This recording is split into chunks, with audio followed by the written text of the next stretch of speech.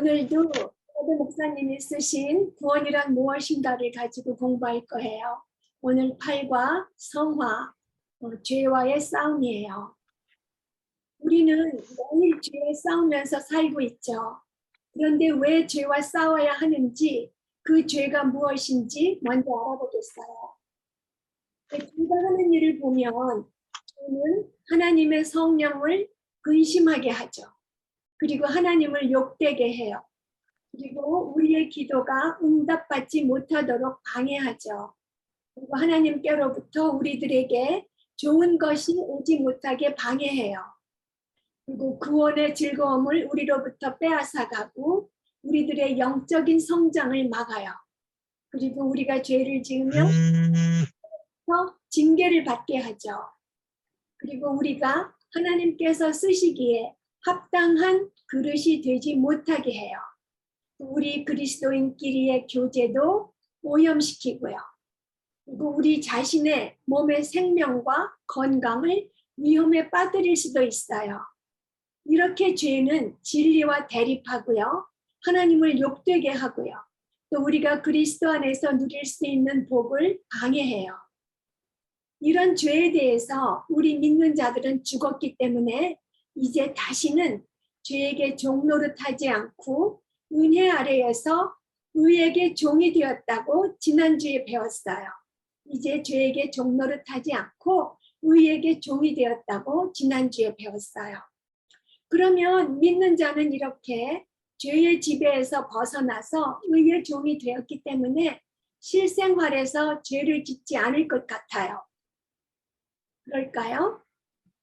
그럼 그리스도인들이 죄를 짓는지 안 짓는지 알아보겠어요. 그리스도인들도 죄를 짓죠. 그렇지만 죄를 슬퍼하고 죄에 민감하고 죄를 회개하고 하나님의 그 사랑의 징계를 감사히 받고 또 다시 죄에서 돌아서서 그리스도를 향해서 나아가요. 그 다윗의 예를 보겠어요. 다윗은 살인하고 간음 그런 죄를 짓고 나서도 거진 1년 동안이나 죄를 고백하지 않고 살았어요. 그러면 이 다윗은 주대심을 부인하는 자들이 말하는 그런 거듭나지 않은 세속적인 그런 믿는 자였을까요? 다윗은 세속적인 그리스도인의 예가 될 수 없어요. 다윗은 믿는 자였어요. 왜냐하면 다윗은 회개했기 때문이죠. 죄를 인정하고 회개했어요. 세속적인 그리스도인, 그 주대심을 부인하는 사람들이 말하는 소위 말하는 세속적인 그리스도인에게는 회개라는 것은 있을 수 없어요. 다윗은 회개했죠. 시편 51편을 보면 나단이 그 다윗의 죄를 지적했을 때 철저히 회개했다는 것을 우리가 알 수 있어요. 그리고 겸손히 다윗은 하나님의 징계를 받아들였어요. 그리고 이 끔찍한 죄가 다윗의 일상적인 죄가 아니라는 것을 열왕기상 15장 5절을 보면 알 수 있어요. 그 세속적인 그리스도인들은 그 죄를 짓는 것이 일상적인 일이잖아요. 예수님을 닮아서 거룩함에 자라나가는 것 그런 거 없잖아요. 그런데 열왕기상 15장 5절을 보면 다윗이 햇사람 우리아의 일 외에는 평생에 여호와 보시기에 정직하게 행하고 자기에게 명령하신 모든 일을 어기지 아니하였음이라고 해요. 그러니까 다윗은 이 끔찍한 정말 끔찍한 그 일 외에는 평생에 여호와 보시기에 정직하게 행한 믿는 자였어요. 그리고 하나님께서는 죄를 짓는 자를 항상 채찍질하시고 징계하세요. 만일 죄를 지어도 징계를 받지 않는다면 그들은 하나님의 자녀가 아닌 영적 사생아일 뿐이에요. 하나님께서 우리를 징계하시는 목적은 히브리서 12장 10절을 보면 우리의 유익을 위하고 그의 거룩하심에 참여하게 하시려고 징계하신다고 말씀하세요. 하나님께서는 하나님 자녀가 죄를 지으면 징계하시어서 그 죄에서 돌아서게 하세요. 그렇기 때문에 계속해서 죄를 반복해서 지으면서 죄 속에서 세속의 상태에서 살아가는 그리스도인은 있을 수 없어요. 만일 하나님의 그렇게 사는데도 하나님의 징계를 받지 않고 있다면 참된 하나님의 자녀가 아닌 거죠. 그러면 하나님께서는 그리스도인이 어느 정도까지 죄 짓는 것을 용납하실까요? 어느 정도까지 용납하실까요? 속으로 살짝 미워하는 거, 그 정도 용납하실까요? 하나도 용납하시지 않으세요. 징계하시고 바로잡아 주시죠. 그리고 바울의 예를 보겠어요. 바울은 자신의 죄를 슬퍼했고 끊임없이 자신의 죄와 싸웠어요. 자신을 사도 중에 가장 작은 자라고 하다가 모든 성도 중에 지극히 작은 자보다 더 작다고 했다가 말년에는 죄인 중에 괴수라고 하였어요. 그러니까 나이가 들어서 점점 더 성숙한 믿음이 될수록 바울은 자기 자신이 점점 작아지는 거죠. 자기 자신의 죄성을 더 깊이 깨닫고 나는 정말 아무것도 아니라는 것을 깨달은 거예요. 그래서 로마서 7장을 읽으면 바울 사도가 얼마나 자신의 죄에 민감했는지 알 수 있어요. 그렇지만 바울도 다윗도 가장 위대한 성도들이었죠. 이렇게 죄로 죄 때문에 투쟁하는 그 믿는 자를 마틴 루터는 뭐라고 했냐면은 의인인 동시에 죄인이라고 말했어요. 의인인 동시에 죄인이라고. 우리가 받은 칭의는 완전하기 때문에 우리는 하나님 앞에서 흠 없는 의인이에요. 그렇죠? 그렇지만 실제적으로 실생활에서는 아직도 죄를 짓는 죄인이에요. 그러니까 칭의의 면에서는 위치적으로 의인이지만 성화의 면에서 실제적으로는 죄인인 것이에요. 그래서 의인인 동시에 죄인이라고 마틴 루터가 한마디로 잘 정의해 주었어요. 참된 그리스도인이라면 이런 딜레마와 씨름하면서 거룩함을 추구하면서 살고 있게 되죠. 그러면 왜 믿는 자가 죄를 짓게 될까요? 아까 믿는 자가 죄를 질 수 있을까요? 라고 해서 우리가 다윗의 예와 바울의 예를 보고 마틴 루터의 얘기를 했는데요. 그럼 왜 믿는 자가 죄를 짓게 될까요? 우리를 구원하셨을 때에 하나님께서 선한 일을 바르게, 넉넉하게, 올바로, 충분하게 해주시지 않으셨기 때문일까요? 아니죠. 하나님께서 예수님 돌아가시면서 다 이루셨다고 하셨어요. 그러면 하나님께서 우리에게 온전치 않은 새 본성을 주셨기 때문일까요? 아니죠. 우리가 죄를 짓는 것은 하나님께서 우리에게 온전치 않은 새 본성을 주셨기 때문이 아니에요. 하나님께서 우리에게 주신 것은 새로운 본성이며 특히 예수님께서 우리 마음에 들어오셨어요. 아주 완전한 예수님께서 우리 마음에 들어오셔서 우리 본성을 거듭나게 해주셨죠. 그러면 우리가 여전히 죄를 짓는 것은 우리가 천국에 들어가야 할 길을 앞으로 얻어야 되기 때문일까요? 아니죠.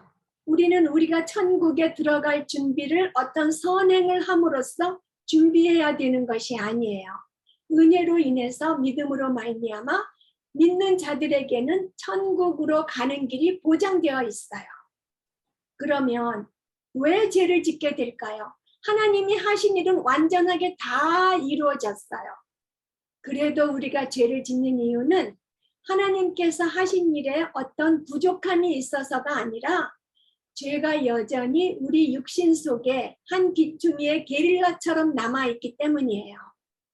그래서 속 사람이 이제는 하나님의 법을 즐거워하게 되었어도 그 게릴라 같이 숨어있는 그 죄 때문에 우리가 죄를 짓게 되는 거죠. 그래서 경건한 그리스도인은 자기 자신의 죄성에 대해서 비탄하지 않을 수가 없어요. 애통해하지 않을 수가 없어요. 그래서 로마서 7장은 바울 자신이 죄와 벌이는 싸움을 묘사하고 있어요.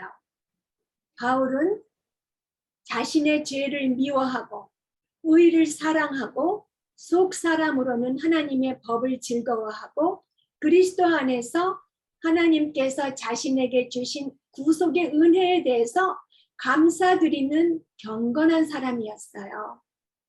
그렇지만 그런 바울이 자신의 마음에 있는 그 거룩한 갈망대로 살지 못하고 가끔 저지르는 그 죄 때문에 너무나 애통해했던 거죠.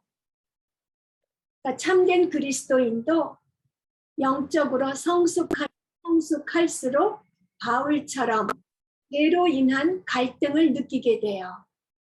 왜냐하면 하나님께 더 가까이 가면 갈수록 우리는 자신의 죄를 더 많이 보기 때문이에요. 빛이신 하나님께 가까이 가면 갈수록 우리의 더러운 것이 잘 보이게 되는 거잖아요. 자신이 하나님의 기준에 맞추어서 별로 죄를 짓지 않고 산다고 생각하는 사람은 오직 미성숙한 그리스도인이거나 아니면 육신적이며 율법적인 사람이에요.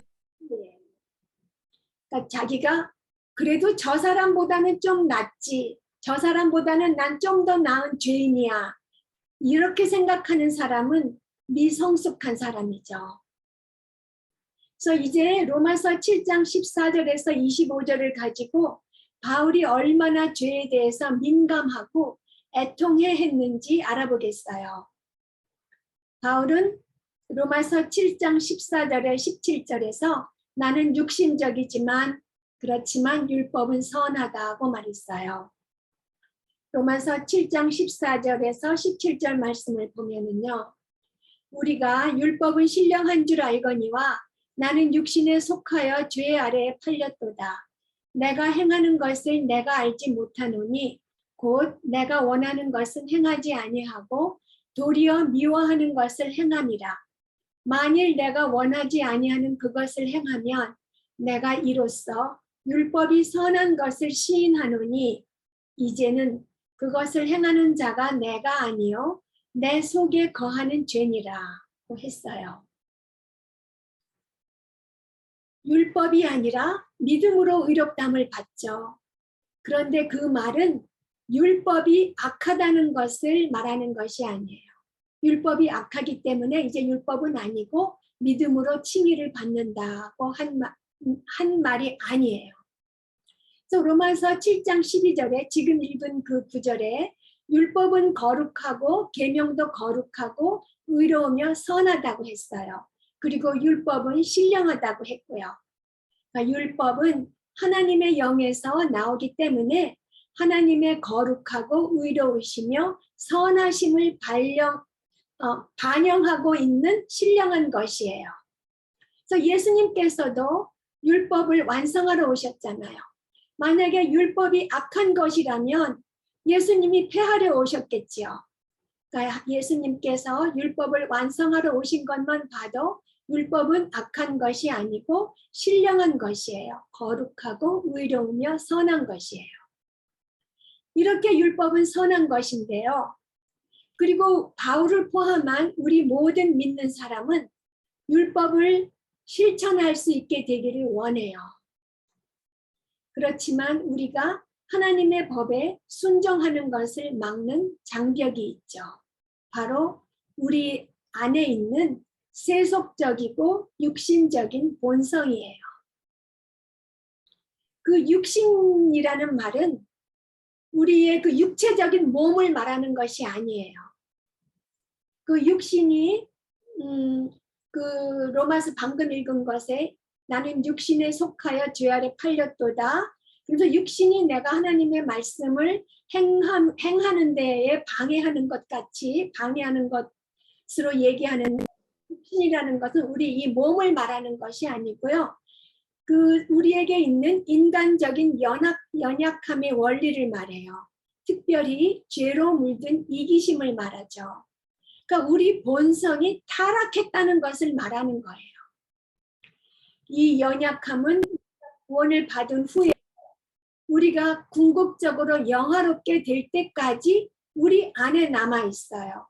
이 남아있는 이 타락한 육신이 우리의 생각과 감정과 몸을 포함해서 우리의 모든 면을 더럽게 오염시켜서 우리가 아무리 죄를 경멸해도 우리를 반복해서 죄 속으로 끌고 가는 거예요. 이 타락한 육신이 우리의 전체를 더럽게 오염시켜서 우리가 아무리 죄를 경멸해도 우리를 죄 속으로 끌고 가고 있어요. 그래서 14절에 나는 육신에 속하여서 죄 아래에 팔렸도다 라고 말할 때 이것을 의미한 것이에요. 근데 죄 아래에 팔렸도다. 지금 제가 말씀드렸죠. 내가 아무리 죄를 경멸해도 우리를 반복해서 죄 속으로 끌고 들어가는 게 우리라고, 타락한 육신이라고. 그래서 죄 아래 팔렸도다 하는 말이 바울 사도가 능동적으로 자발적으로 죄를 짓고 있다는 뜻이 아니라는 거죠.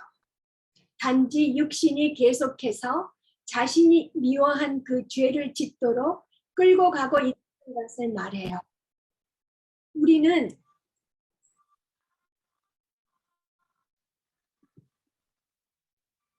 우리는 칭의 받았을 때에 죄에 대해서 죽었어요. 그래서 항상 옛 아비인 마귀와 상관이 없어요. 마귀의 권세 아래에 있지 않아요, 이제. 그리고 우리는 더 이상 칭의 받고 나서 세상을 사랑하지 않는 위치가 됐어요. 마귀가 다스리는 세상을 사랑하지 않을 수 있게 되었어요. 그리고 더 이상 죄의 종이 아니죠. 그래서 죄를 거부할 수 있는 사람이 되었어요. 그렇지만 우리의 육신은 여전히 죄의 속임수에 약하고 유혹에 마음이 끌려요. 그렇지만 그리스도인으로서 우리는 자기 자신의 죄를 어쩔 수 없어라고 합리화시킬 수 없고 기뻐할 수 없어요. 죄가 진리와 대립하고 하나님을 슬프시게 한다는 것을 알기 때문이에요. 율법은 선한데 나는 육신적이라서 내가 원하는 것은 하지 않고 도리어 미워하는 것을 한다고 하면서 비탄스러워하게 되죠. 이제 두 번째로 원함은 내게 있으나 선을 행하는 것이 없도다 하고 비탄해해요.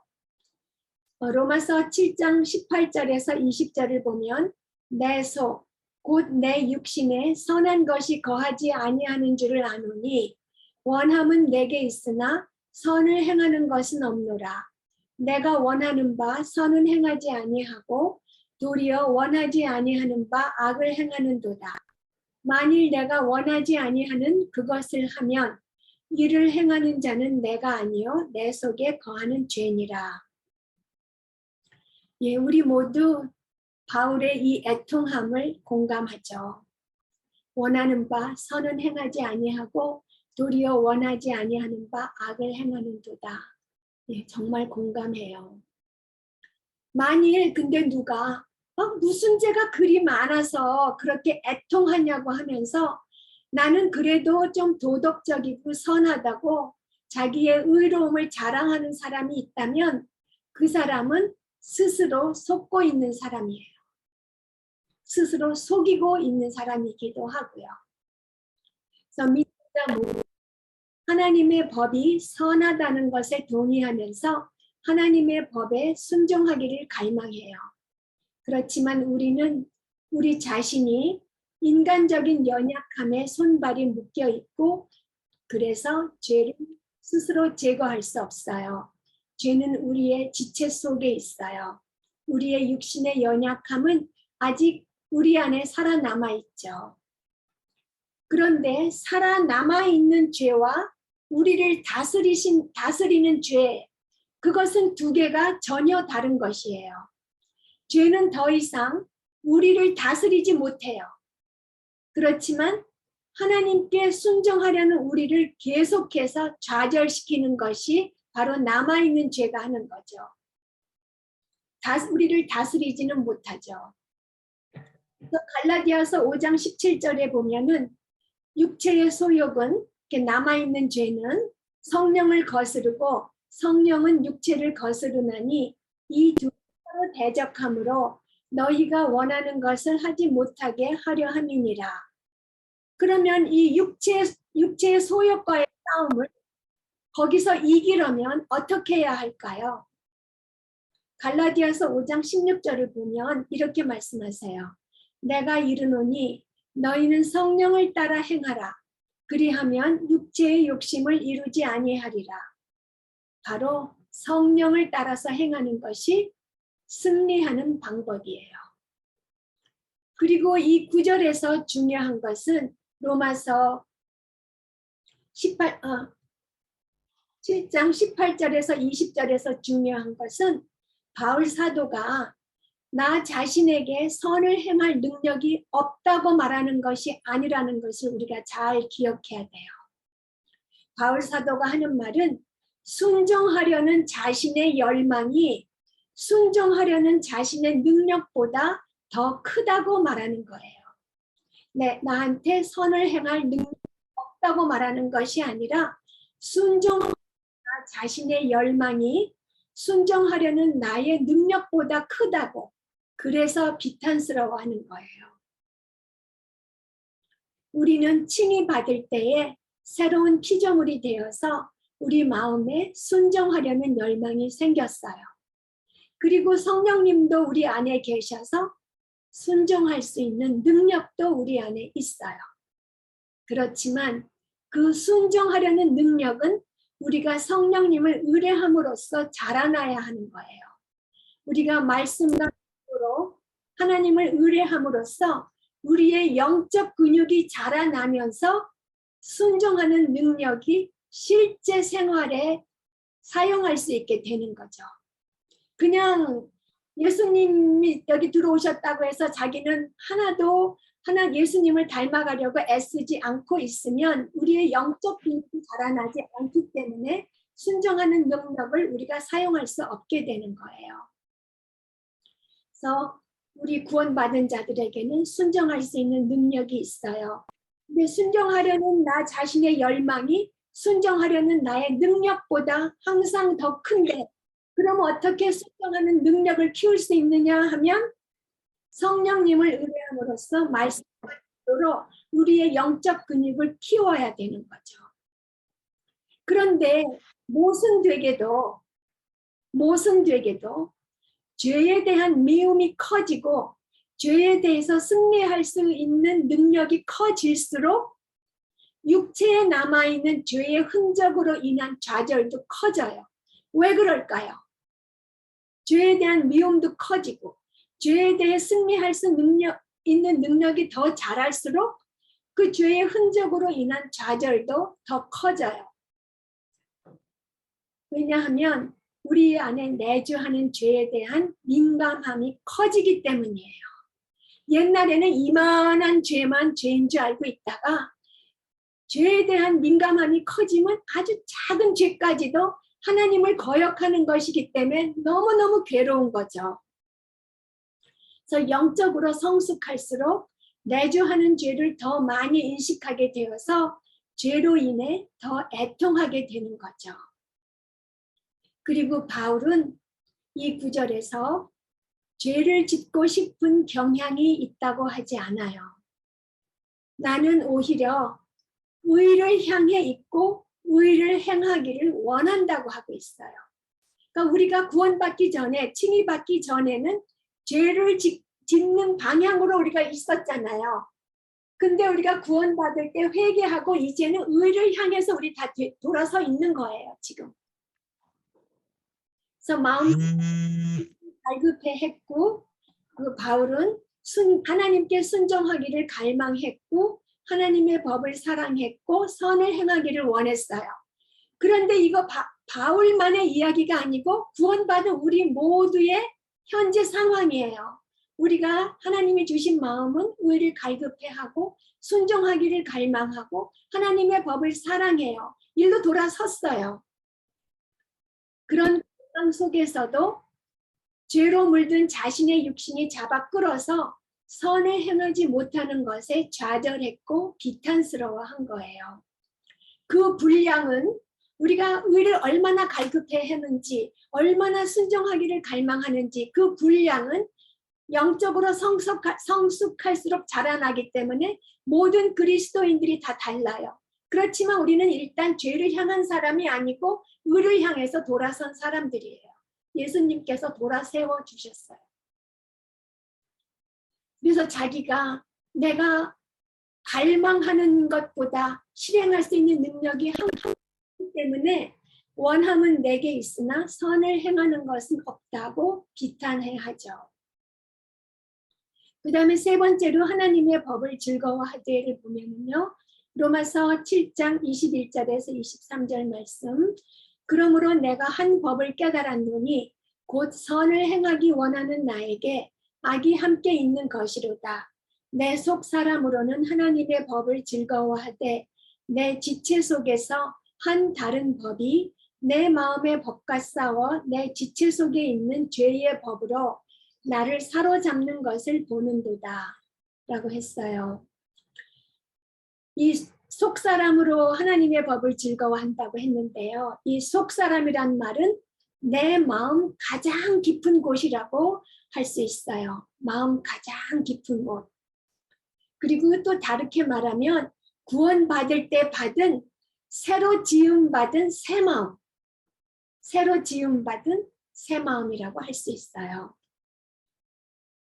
그러면 바울에게 하나님의 법을 못 지켰다고 비탄에 빠지게 한 것은 무엇이었을까요?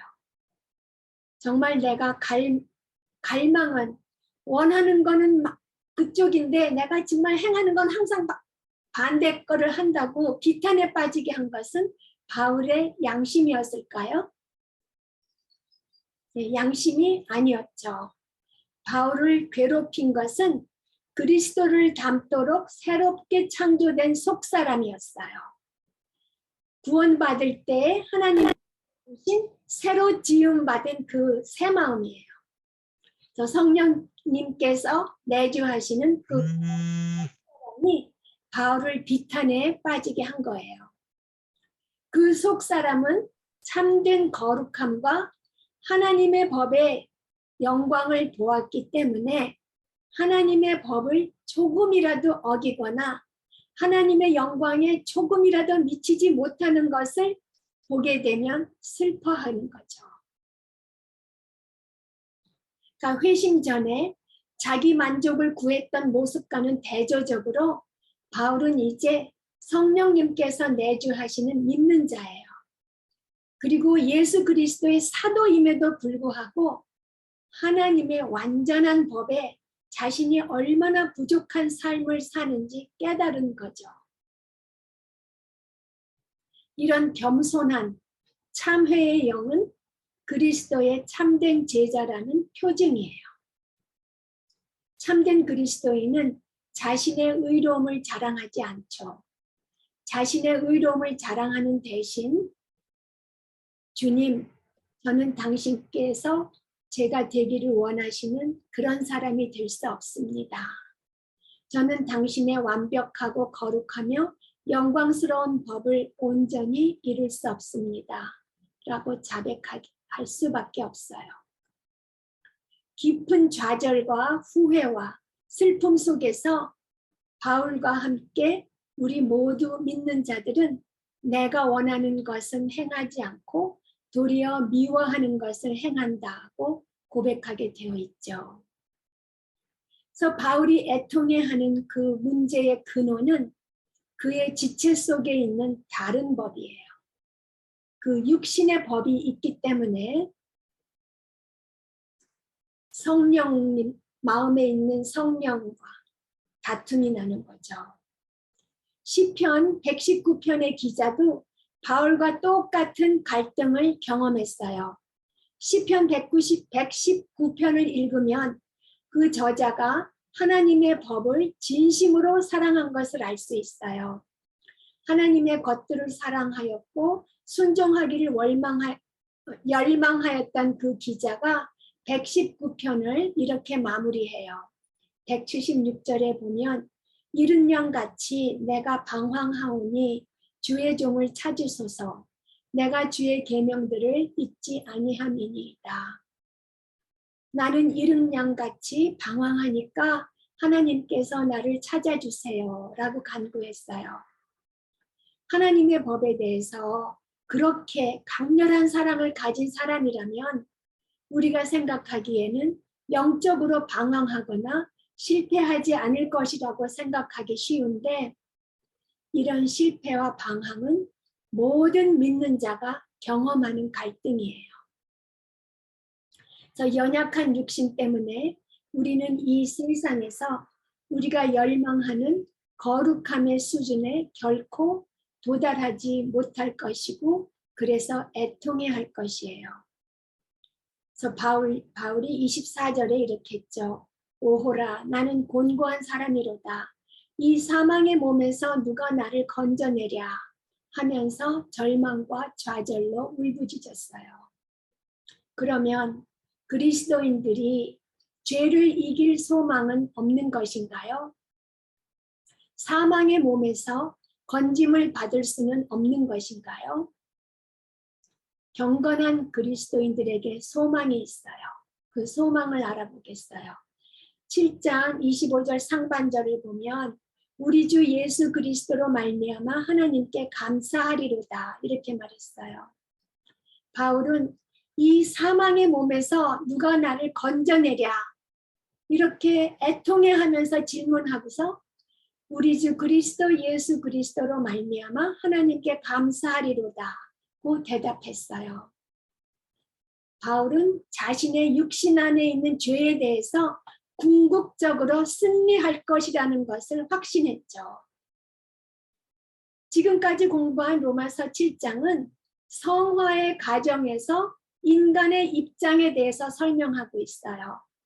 그런데 그 마지막 절은 우리 주 예수 그리스도로 말미암아 하나님께 감사하리로다 라고 마치면서 8장으로 이어지죠.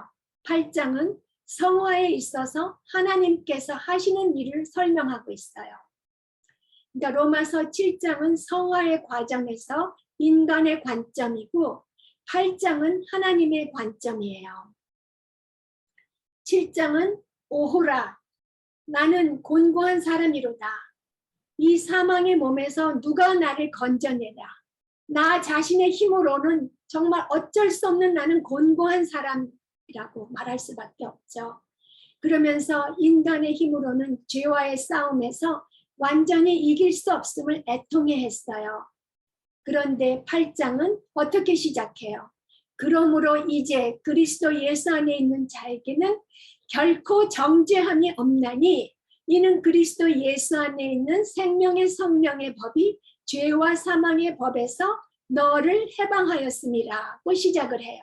그리고 어떻게 마치냐 하면은 내가 확신하노니 사망이나 생명이나 천사들이나 권세자들이나 현재일이나 장래일이나 능력이나 높음이나 깊음이나 다른 어떤 피조물이라도 우리를 우리 주 그리스도 예수 안에 있는 하나님의 사랑에서 끊을 수 없으리라 라고 마쳐요.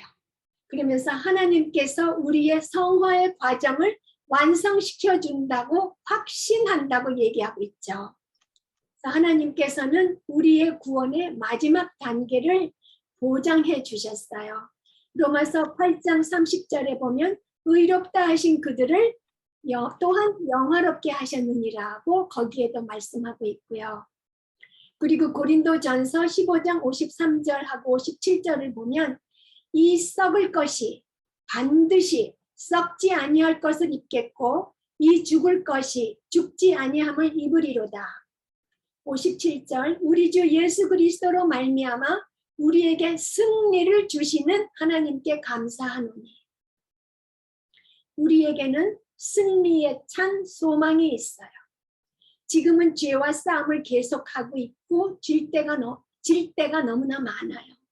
그렇지만 우리는 결국 죄를 이길 거예요. 우리는 영화될 거예요. 그 영화되는 것이 바로 그리스도 안에서 우리를 위해서 부르신 부르심의 삶. 그때까지 장차 영화되어서 주님의 참모습을 그대로 볼 것을 소망하면서 지금 이곳에서는 오직 성령님의 능력으로 주님의 깨끗하심과 같이 자기 자신을 깨끗하게 하시는데 힘쓰기를 바랍니다. 기도하시겠습니다. 하나님, 저희들을 새로운 피조물로 만들어주신 은혜에 참으로 감사드리며 기뻐합니다. 저희들이 예수님 안에서 다시 태어났기 때문에 이제 죄와 싸움을 할 수 있게 되었습니다. 예수님 안에서 다시 태어났기 때문에 성령님의 능력으로 이길 수 있게 되었습니다. 예수님 안에서 다시 태어났기 때문에 평생 저희들을 괴롭히던 육신을 벗어버리고 장차 하나님께 나아가 완전히 성화된 영광스러운 몸으로 영원히 살 수 있게 되었습니다. 감사드립니다. 이 땅에서 사는 동안 지금 하나님의 자녀답게 살아서 주님을 기쁘시게 하고 싶습니다. 그러나 주님, 사실 저희들은 주님께서 저희들이 되기를 원하는 자가 저희들의 힘으로 될 수 없습니다. 저희들은 주님의 완벽하고 거룩하며 영광스러운 법을 온전히 이룰 수 없습니다. 저희들이 원하는 것은 행하지 아니하고 도리어 미워하는 것을 행하는 죄인인 것을 고백합니다. 그러나 주님, 저희들이 힘써서 성령님을 의지하고 육체의 소욕을 따르지 않고 죄를 이기려고 할 때에 힘 주시고 영광 받으시옵소서. 십자가에서 돌아가시면서 모든 것을 다 이루신 저희들의 구세주이시며 주님이신 예수님의 이름으로 기도드렸습니다.